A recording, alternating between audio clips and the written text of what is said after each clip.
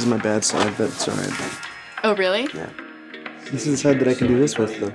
This is your bad side. This is the bad guy. Not bad. Bad guy. This is my good side. That's your so good. I'm the that's your good girl, Okay. and you're the bad guy. Yeah.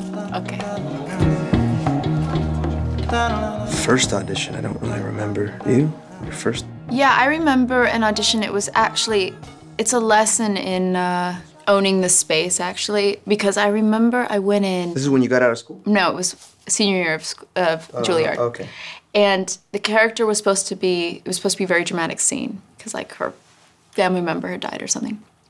So I'm in the waiting room and I'm like, there, I'm ready to go, ready to do the scene.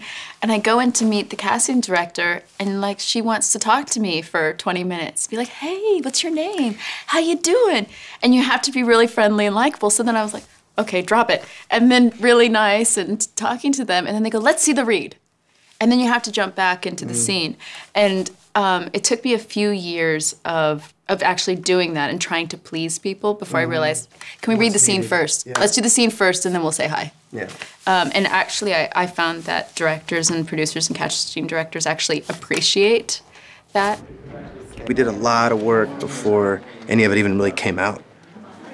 I mean, I remember when I had run into you, had done like 6 movies and none of them had come out yet. Yeah. Right? And then I remember Tree of Life had come out. And I went to go see it, also because Terrence Malick is one of my favorites. And then I saw that and, you know, I was sobbing in the theater and I just thought it was so beautiful. And what you were doing, I was like, they didn't teach us that.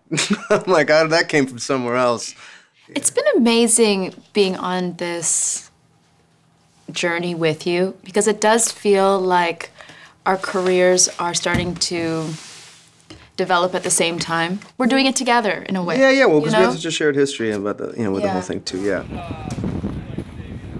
So much of my rehearsal when I'm doing a film is on my own. You don't really rehearse for films, and I don't mean saying the lines, because you and I never sat down with the scenes and said, let's act out these scenes. No. But just the rehearsal before you get to the set of like defining what the histories are for the characters.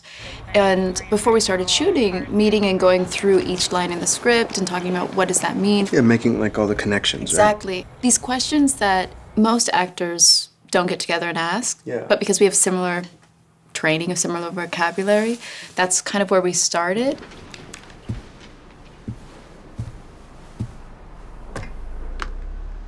What is that?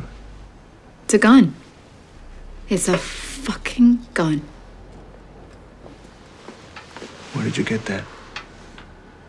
Your youngest daughter found it in the bushes outside her front door. She was playing with it. Look, it's loaded, with the safety off.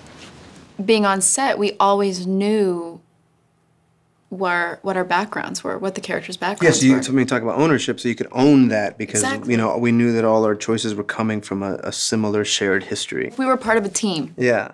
Instead of feeling like I'm coming into this experience on my own and trying to figure out how my character relates to everyone, it was like, no, these two are a unit. And I think you see that in the film.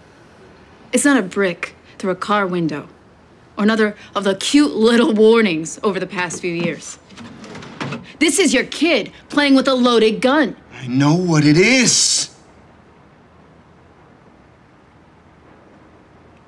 Let me deal with it. Oh, you better. You're not gonna like what'll happen once I get involved. I think of, a history of actors that work together over and over again, and I hope that you and I get to do that because I've loved watching you and everything you've done, and you're so different in everything. So I feel like the next time we work together, we wouldn't be repeating.